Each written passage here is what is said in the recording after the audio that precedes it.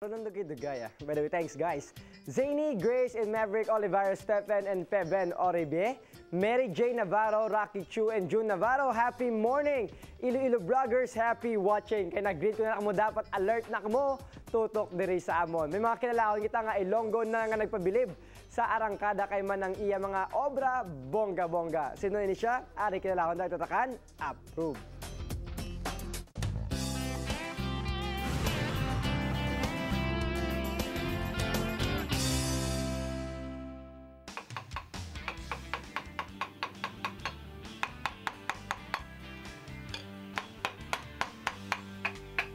Gamit ang matalong nga tigib, nagkalain-lain nga mga sa isang korte kag disenyo ang sarang mahimo sa isa ka kahoy.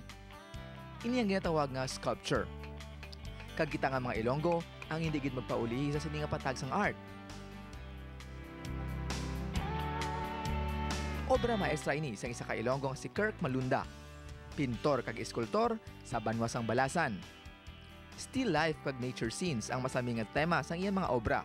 Ini sang kuan sang sculpture, amo ni sang feeding time, timponan nila sang pagkaon.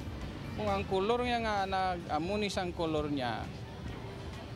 Tuloy ako artist ako, gusto ko makita ang itsura sini nila do katawhay sa tulokon sa amo na sang color. Makapamagaan kuno sang balatsyagon ang kaangay sini nga mga talanawon. Wala man kuno sang formal nga training sa wood carving kag painting si Kirk, pero ang iya pagka-artist ang duna na gid sunod sa iya. Rason agad nga mangin maayo ini nga palangitan-an para sa iya. 12,000 pataas ang presyo sa iya mga produkto, depende sa kadakuon kag sa isang disenyo. Nakalabot na gani ang iya obra sa Luzon kag sa Mindanao. Kag syempre, mabakal man ini diri sa Western Visayas. Gani ang iya mensahe sa mga aspiring artist.